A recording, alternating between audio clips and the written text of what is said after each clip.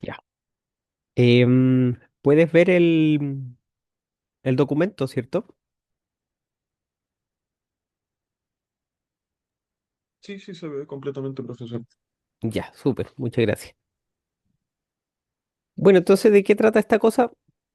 Este proyecto final del curso, eh, como ya les he comentado en algunas oportunidades, lo que vamos a tratar de hacer es utilizar el stack de navegación de ROS que implementa los algoritmos que hemos visto durante el curso, ¿ya? Entonces, el título de este proyecto es como Introducción a ROS 2, NAV2, ¿ya? El, Dado que estamos trabajando en ROS 2, esta también es la versión 2 del navegador, ¿ya? Porque el ROS 1 también tenía una versión de navegador, pero era bien distinta. Si hubo algo que cambió entre ROS 1 y ROS 2, fue este módulo, ¿ya? Porque está muy, muy distinto a lo que era antes en ROS 1. Em, ¿Qué se conserva? Se conservan como los módulos teóricos. Tenemos un localizador, tenemos un navegador, un planeador local, un planeador global, pero la forma en que se programa y la estructura en cómo se van armando los módulos es distinta, es bien distinta. Entonces aquí lo que vamos a tratar de hacer es irlo armando con el objetivo de hacer navegar un robot, ¿ya? Y hacer el proceso completo que uno haría si es que uno tiene un proyecto donde uno quiere hacer navegación 2D. Y lo vamos a hacer sobre el simulador, dado que no nos funcionó muy bien sobre los Turtlebots. Entonces, bueno, estas explicaciones me las voy a ir saltando un poco, ahí las leen ustedes, voy a ir a tratar de ir directo al grano para ir repasando lo más importante. Entonces, este proyecto tiene tres actividades, ¿ya? Actividad uno, actividad 2, actividad 3. La actividad uno es una actividad de preparación del simulador. En esta la idea es que nosotros vayamos armando un launch file donde pongamos los nodos que necesitamos tanto para levantar el simulador, bueno, en este caso específico solo para el simulador, y después en base a ese launch file vamos en la actividad 2 a hacer un mapeo y en la actividad 3 a hacer navegación, ¿ya? Pero este es como el prerequisito de esta actividad uno, que es armar eh, el conjunto de nodos previos que vamos a necesitar antes de navegar, ¿ya? Eh, entonces aquí les pido crear un package que es para cada grupo, ¿ya? De esa manera es como, de alguna forma es como más fácil para revisar y para poder levantar. Entonces les pido que el nombre del package que creen tenga este nombre. Ups, ahí debería ser 2025, ¿ya? Pero ahí ustedes le cambian. Em, ¿Y cuáles son los ingredientes que vamos a necesitar? El primer ingrediente que necesitamos en este launch file que tenemos que crear es el simulador del Turtlebot, ¿ya? Entonces, dentro de ese launch file tienen que agregar un tag node, ¿ya? Si están usando Python, tienen que hacer el análogo en Python, que levante el simulador del robot, el Kubernetes Simulator, ¿ya? Y ese lo sacan del paquete del simulador, ¿ya? Y no hay gran diferencia con lo que hemos hecho, ¿ya? Entonces, lo primero que necesitamos es un robot. Lo segundo que necesitamos es un LiDAR, ¿ya? Un simulador de LiDAR. Entonces, ese también va a ser un nodo dentro del simulador de ROS, o sea, del simulador que hemos usado en el curso. Y lo tienen que llamar desde este ejecutable de acá, que es el LiDAR Simulator. Acá tienen que tener mucho ojo porque dentro de el simulador hay dos versiones de ese simulador de LiDAR. Uno que está hecho en Python y uno que está hecho en C++, ¿ya? El que está hecho en Python es mucho más lento, ¿ya? Entonces, si se fijan acá, yo lo que les pido levantar es uno que es un binario que está hecho en C++ y que está compilado.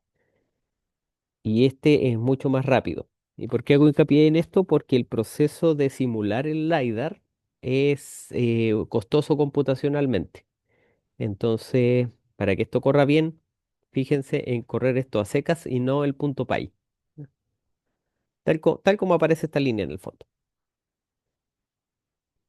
Ahora, una cosa especial que no les he pedido en el laboratorio y que vamos a necesitar aquí para poder hacer una buena navegación es que cambiemos los parámetros de este LiDAR, ¿ya? Porque normalmente nosotros lo que hemos estado haciendo es usar un LiDAR que tenga las limitaciones del Kinect. Es decir, uno podría tener un nodo que transforma el Kinect en un LiDAR y estábamos apuntando un poco a eso, tener un alcance máximo de 4 metros y un field of view de 57 grados. Para el caso del proyecto, como vamos a navegar en un espacio grande, eso no nos va a servir.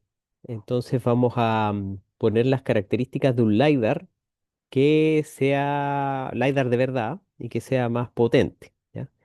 Entonces en este tag node lo que tenemos que hacer es ampliar el field of view, ¿ya? A través de un tag param que configure este node y vamos a ampliar el field of view a 100, en realidad son 180 grados, pero ese un grado restante es el grado cero que va al medio. Entonces en el fondo tenemos 0 grados al medio, luego tenemos ángulos positivos am, a la izquierda y ángulos negativos a la derecha. Y otra cosa que vamos a variar es el campo de visión o el Z-Max. Ya lo vamos a ampliar a 20 metros. ¿Ya? Entonces con estas dos cositas, con estos dos cambios vamos a poder navegar y mapear de manera decente en un espacio más abierto. Eh, entonces eso, tenemos el robot, tenemos el LiDAR, que nos falta el ambiente, el estado del mundo, el world state. Entonces para esto lo que vamos a hacer es simplemente agregar el nodo worldstate.py, que también lo hemos estado ocupando en el simulador. Eh, y este world state lo vamos a configurar para que levante automáticamente el mapa donde nosotros vamos a navegar, que es un mapa que yo les dejé como archivos del proyecto, ya que se llama mapabodega.yaml. Ese mapa bodega, a ver, creo que lo tengo por aquí. Este de acá. Quizás tengo que dejar de compartir para poder verlo. Ah, ya lo tengo acá. Eh,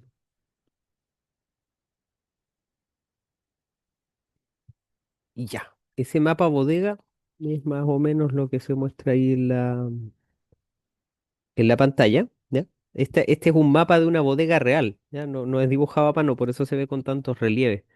Está así un poco estirado, ya yo lo embellecí, pero es un mapa real, ¿ya? Estos son rack de una bodega donde se guardan productos, qué sé yo. Estos son espacios abiertos de tránsito. Esto de acá, de hecho, es una grúa horquilla que tienen estacionada ahí. Y un espacio grande que mide como, no sé si es, bueno, eso se los pido en una actividad, saber cuánto mide este mapa, ¿ya? Pero es un espacio bien, bien grande. Entonces la idea es que naveguemos aquí adentro. Entonces cuando ustedes levanten el nodo del simulador, lo primero que tienen que ver es este mapa de acá, ¿ya? Este va a ser el ambiente de trabajo.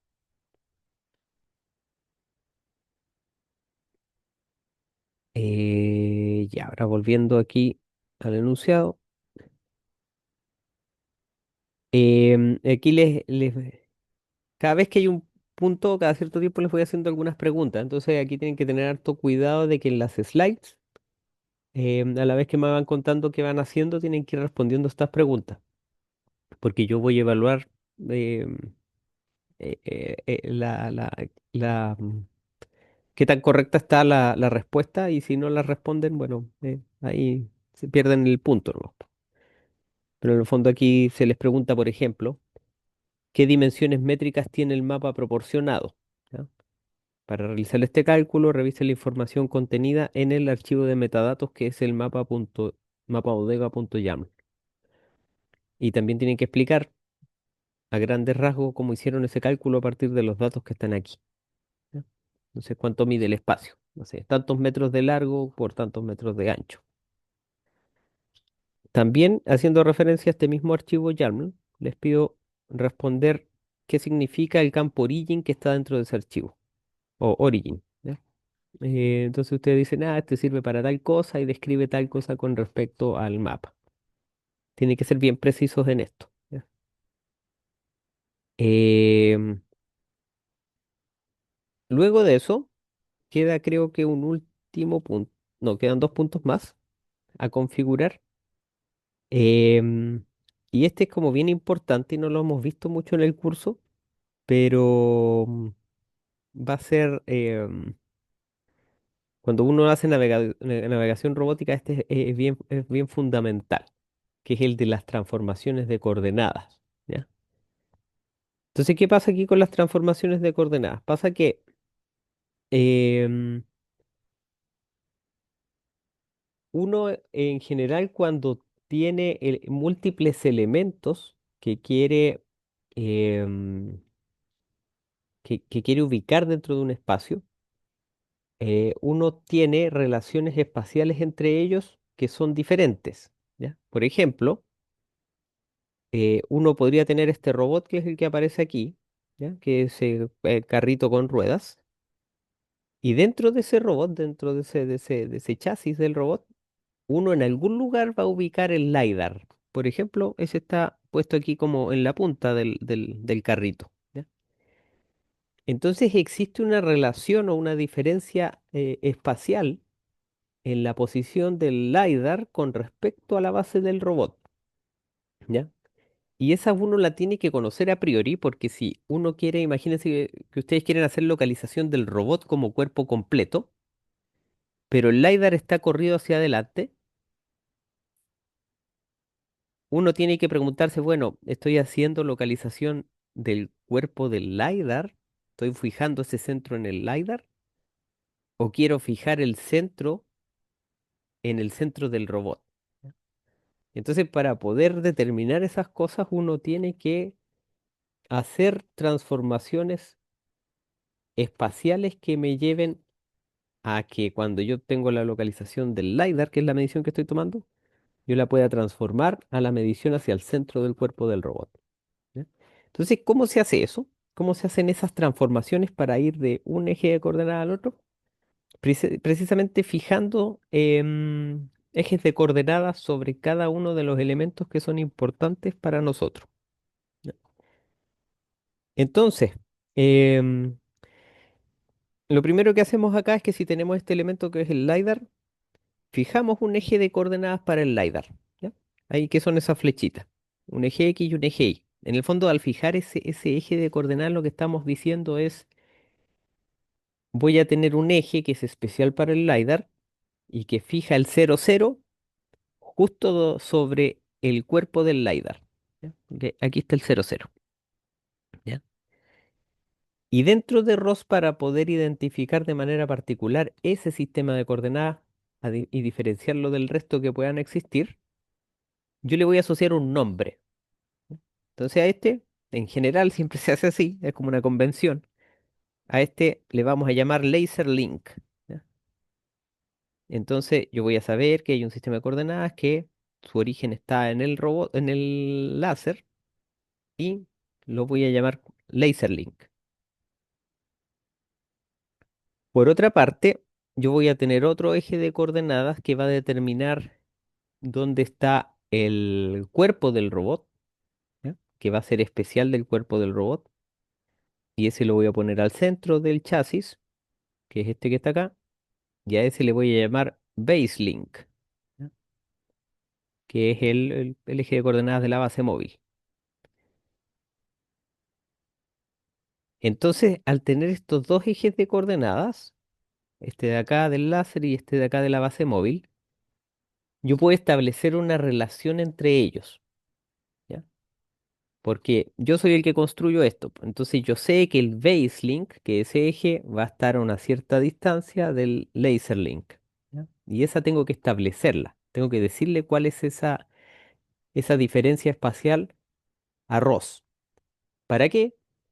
Para que después Ross pueda entregarme las mediciones de, por ejemplo, la localización con respecto al eje de referencia que yo le pida. que podría ser el laser link o podría ser el base link. ¿Me fijan?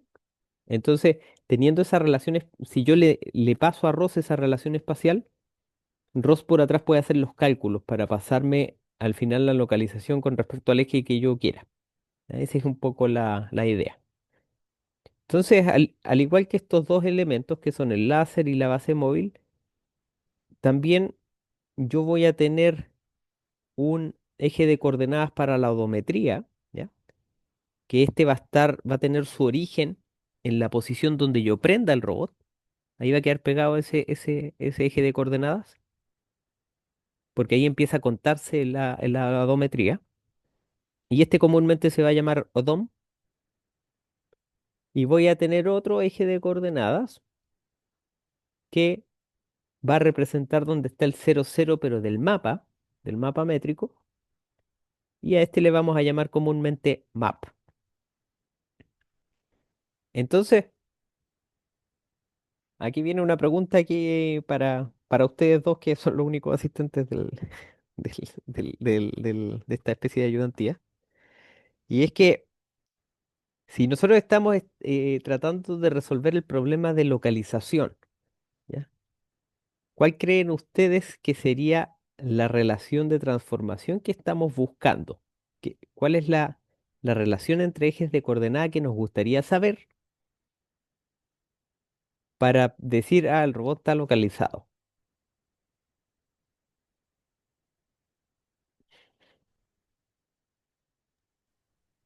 Respecto como los axis que hay acá, los puntos, ¿Claro?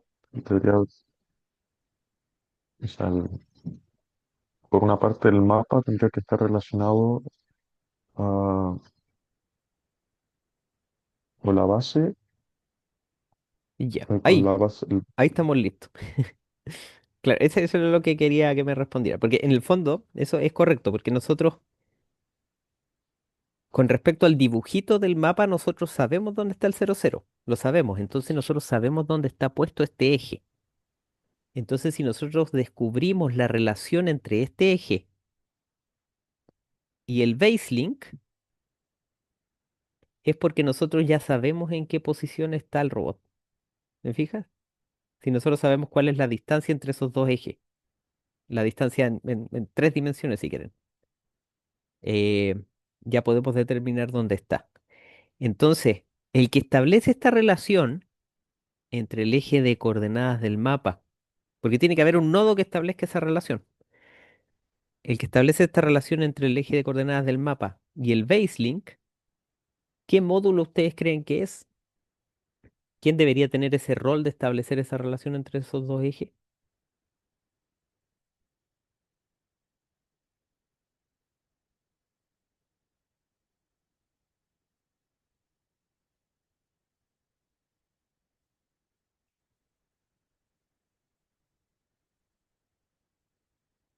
Recordando un poco el laboratorio 3, el escáner, ¿se refiere? ¿perdón? El LiDAR sería, el- No el LiDAR solito, sino que hay un algoritmo que es el que nos establece esa relación.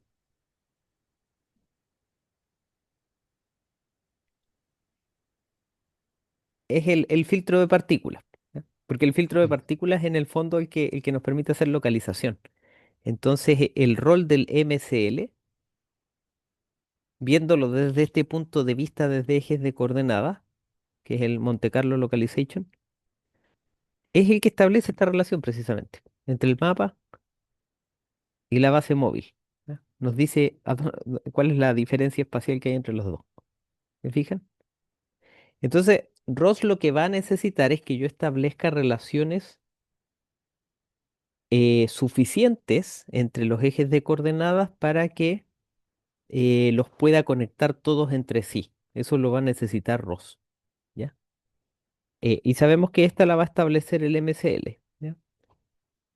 Pero hay una que nos falta, hay una relación que nos falta, que no hay un nodo que la calcule porque es una relación que, que es de construcción más bien, que es la relación que hay entre el baselink y la posición del láser.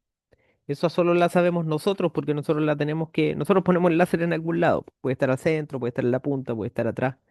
Entonces, como es una relación de construcción, nosotros tenemos que definirla explícitamente para que Ross la conozca. ¿Ya? Entonces, para poder entregarle a Ross esa información, es que aquí más abajo vamos a usar un nodo que se llama Static Transform Publisher, que lo único que hace es publicar la relación, una relación estática entre dos ejes de coordenadas. ¿Por qué es estática? Porque se mantiene en el tiempo. No importa cuánto se desplaza el robot, la relación entre esos dos ejes se mantiene constante. ¿Ya? Porque no vamos a mover el láser con respecto a la base móvil. Entonces, ¿cómo se configura esto? Lo que vamos a hacer es configurar un frame que se llama el baselink, que es el frame del chasis del robot, con respecto a otro frame o otro eje de coordenadas que se llama láser. ¿Ya? Entonces, lo que vamos a hacer es establecer la relación entre esos dos ejes de coordenadas, entre el baselink, que es este de acá, y entre el láser. Y es una relación estática, porque se mantiene en el tiempo. ¿Y cómo vamos a decir cuál es la diferencia? Con estos parámetros que están aquí. Parámetro X, un valor; parámetro Y, un valor; parámetro Z, un valor; parámetro roll, un valor; parámetro pitch, un valor; parámetro yaw, un valor. ¿Ya? Los seis ejes de los 6 grados de libertad que tenemos. ¿Me fijan? ¿Se entiende la idea o no?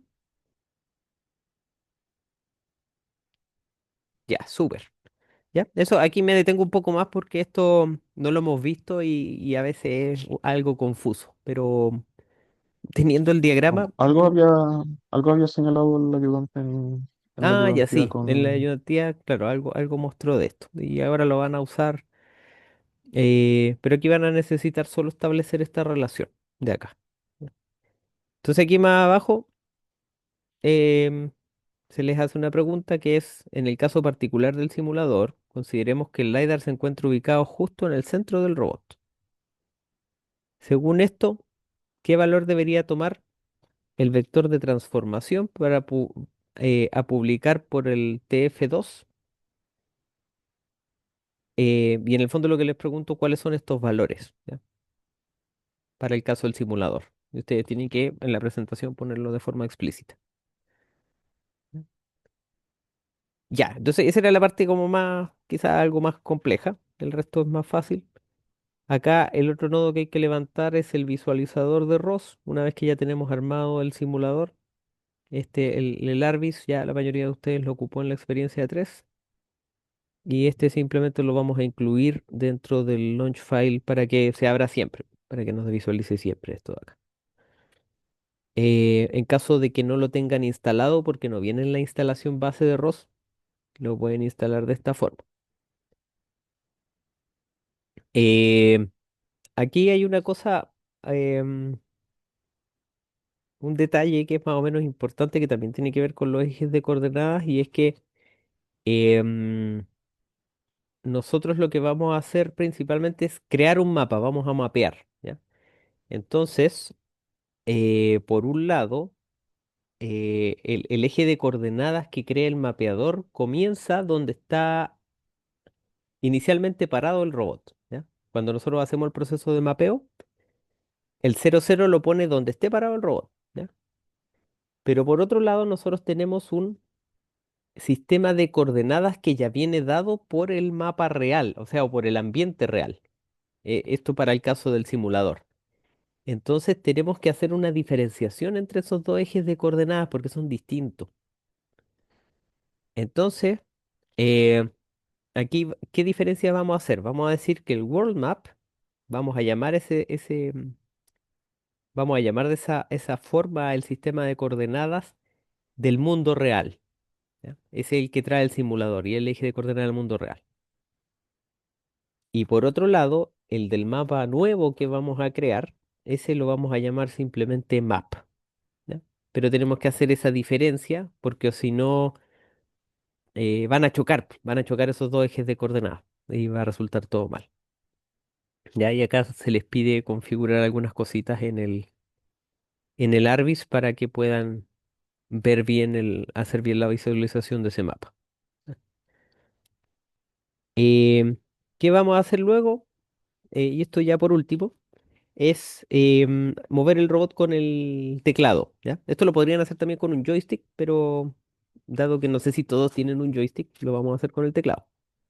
Entonces, para eso vamos a instalar este paquete que es el Teleop Twist Keyboard, que después lo pueden correr de manera independiente con este comando: ROS2 run Teleop Twist Keyboard y Teleop Twist Keyboard. ¿Ya? Entonces, cuando ustedes abran esto, les van a aparecer unas instrucciones, ¿ya? Unas instrucciones de cómo moverlo. O sea, apriete tal botón para seguir derecho, apriete tal botón para rotar, qué sé yo. Em, entonces, a través de las teclas de sus teclados, ustedes lo pueden ir moviendo y lo van a ir guiando y tienen que probar que se mueve bien y qué sé yo. ¿Ya? Ahora, en caso de que ustedes tengan un joystick efectivamente y quieran probarlo con un joystick, pueden no usar este, sino que usar este nodo de acá, ya que es el Teleop Twist Joy. ¿Ya? Y conectan el joystick y es más fácil moverlo con el joystick que con el... Pero es solo en caso de que tengan un joystick, si no ocupan el teclado nomás. Ya, entonces aquí, como reporte de esta primera actividad, dice conteste las preguntas planteadas más arriba y muestre la visualización del mapa en Arbis. Ahí se tiene que ver bien el mapa del mundo real. ¿Ya? Y esa es la primera parte.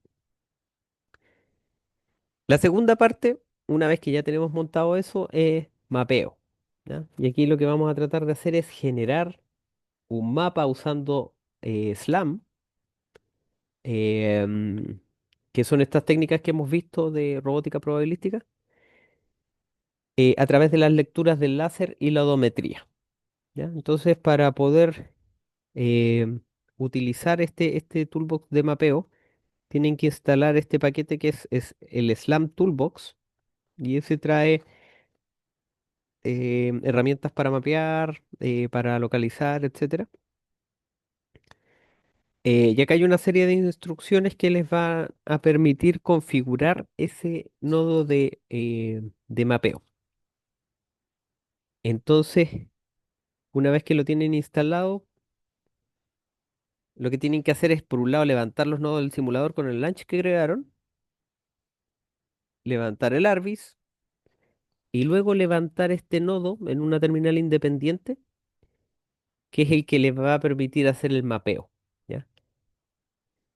Aquí, en este nodo, se ve tan grande la instrucción porque hay una serie de parámetros que estamos configurando por la terminal. ¿Ya? Y algunos de esos parámetros son, por ejemplo, el nombre del frame de la odometría, el nombre del frame de la base móvil, el nombre del frame del mapa, ¿ya? Que este es otro mapa independiente al mapa del mundo real del simulador.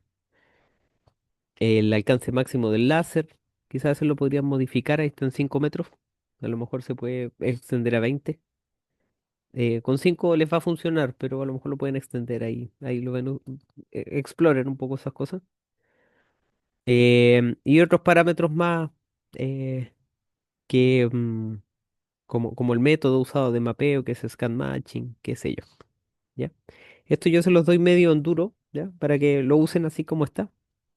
Em, pero una vez que ya entiendan y ya como que tengan en sus cabezas más o menos como el procedimiento, igual uno se mete a explorar estos parámetros para ver qué significa cada cosa. ¿Ya? Y ahí pueden echarle un vistazo para ir profundizando un poquito más. Eh, Ahora, para poder visualizar el mapa que están creando, tienen que agregar otro tópico al Arbis, que es el tópico map, ¿ya? Porque principalmente el que van a estar viendo originalmente es el world map, que es el del simulador, que es como el ambiente real. Pero lo que quieren ver aquí es el mapa que ustedes están creando a través del láser. Entonces, para eso tienen que agregar el tópico donde se va a escribir ese nuevo mapa. Y ese es el tópico map. Entonces, cuando visualicen este tópico, lo que van a ver es cómo se van creando poco a poco la geometría del espacio que ustedes están mirando con el láser. ¿Ya? Un poquito lo que vimos en el video de la última clase. Ahora lo que tienen que hacer es recorrer el espacio completo con el joystick o con el teclado para ir construyendo el mapa completo. Y una vez que recorren todos los espacios y hacen que el robot mire todos los espacios, para poder, y la información de ese mapa va a quedar almacenada en un tópico, ¿ya? Pero no se va a guardar automáticamente en disco duro. Entonces, para guardarla en disco duro, ustedes, una vez que ya tienen creado el mapa, corren este comando de acá, que es el map saver, CLI o client, y con la opción "-f" le dan el nombre del archivo donde lo quieren guardar. ¿Ya? Y ahí se guarda el mapa en disco y lo pueden usar después. ¿Ya? Entonces, ese es más o menos el procedimiento que uno sigue. Uno levanta los nodos, uno hace recorrer el robot con un joystick, el mapa se va guardando en un tópico, y una vez que esto está listo, toman la información del tópico y la escriben a disco duro. Y acá, bueno, acá hay cuatro preguntitas que ahí en honor, para no dar tanto la lata, no las voy a leer, pero ustedes ahí las tienen que ir respondiendo en el enunciado. Em, ya. Y la última, aquí probablemente se me va a cortar la grabación, pero me queda un poquito solamente, así que cuando se me corte se vuelven a conectar. Pero me queda por ver solo esta parte de localización, ¿ya? Entonces, una vez que ustedes ya tienen el mapa, em, lo que uno hace normalmente es usar ese mapa para poder navegar y localizarse dentro del ambiente. ¿Usando qué? Usando estos métodos de Monte Carlo que vimos en clase, ¿ya? Pero en el caso de ROS, el método de Monte Carlo, el filtro de partículas que se usa, es un poquito más sofisticado que el nuestro. Se basa en los mismos principios, pero es más sofisticado. Y tiene este apellido de adaptivo. ¿Ya? Entonces, dentro de las preguntas que yo les hago, les pido averiguar cuál es la diferencia entre el MCL que vimos en clase, que es el filtro de partículas, y este AMCL, que es el adaptivo que ocupa ROS.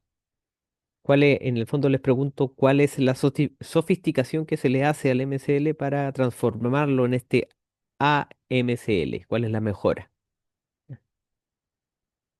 Entonces, en caso de que no lo tengan instalado, lo tienen que instalar con ese comando, ¿ya? Y luego para levantarlo, simplemente agregan ese tag node donde viene el MCL, que es el localizador de ROS. ¿Ya? Entonces, en el fondo, este de acá, agregando esa simple línea, ya tienen el filtro partícula disponible. ¿Ya? Todos esos dolores de cabeza que tuvieron en el laboratorio 3 se van a reducir a esa simple línea. Ahora, como supondrán, este MCL tiene varios parámetros que uno puede configurar. ¿Ya? Entonces aquí yo les dejo una lista de parámetros que son algunos de los más relevantes. Hay más, ¿ya? Pero yo les pido configurar solo estos y eso los configuran a través del tag param asociado a este tag rows, a este tag node, perdón. ¿Ya? Entonces les pido configurar este global frame, el baselink frame, el ODOM frame ID, el robot model type, si se usa el tópico de mapa, cuál es el nombre del tópico del mapa, la cantidad de beams del láser y la cantidad mínima de partículas. Ahora yo les pido como pregunta del proyecto describir qué significa, explicar qué significa cada uno de estos parámetros, investigar un poquito y ver qué es cada cosa. ¿Ya? Y tratan de ser bien precisos con eso. Entonces, una vez que uno tiene configurado y levantado el AMSL, uno tiene que activarlo. ¿Ya? Y para eso hay un paquete que es el NAP2 Utils, ese lo instalan en caso de que no esté. Y para activar el AMCL, simplemente corren este, este nodo que es el Lifecycle Bring Up y le dan el nombre del nodo que quieren activar, o Bring Up, más bien, Lifecycle Bring Up. y le dan el nombre del nodo. Y eso lo que va a hacer es activar el nodo y va a empezar a trabajar. ¿Ya? Nada más que eso. Em, Ahora aquí, para establecer la pose inicial, ya, lo que pasa es que ya, que pasa aquí lo siguiente, que el AMCL, a diferencia del MCL que hicimos nosotros, donde nosotros como que en el laboratorio 3 lo que hacíamos era tirar partículas sobre todo el espacio libre, el AMCL, que es el de Ross, pide darle como pista una vecindad donde podría estar el robot. Es decir, no tira las partículas por todo el ambiente, sino que lo tira en una vecindad que nosotros le digamos. Eh, ¿Y cómo hacemos eso? Está, con un método que permite establecer esa pose inicial, esa pose estimada inicial. Entonces, para hacerlo, lo que vamos a hacer es usar la interfaz gráfica del ARVIS, ¿ya? En el ARVIS hay un botoncito que se llama 2D Pose Estimate. Entonces uno lo cliquea y eso genera una flechita. Entonces la idea es que uno tome el puntero del mouse, lo ponga en la pose más o menos donde uno cree que está el robot y uno cliquea, luego avanza y con eso uno permite como establecer el ángulo. ¿Ya? Entonces uno establece como el punto, las coordenadas y luego el ángulo. Después uno suelta el botón del mouse y eso lo que hace es configurar la pose inicial en el AMCL. Le da una pista más o menos de dónde puede estar el robot y el AMCL tira partículas solo en esa zona, no en el mapa completo. ¿Ya? Entonces esa es una diferencia entre el AMCL y el que hicimos nosotros, que era una búsqueda en todo el espacio. Ya, y aquí hay algunas preguntas relacionadas a esa actividad. Entonces, por último, aquí en la actividad 4 lo que vamos a hacer una vez que ya tenemos localizado el robot y tenemos todos los nodos arriba, tenemos un mapa, lo que vamos a hacer acá es hacerlo navegar solito. ¿Ya? Entonces, para eso vamos a usar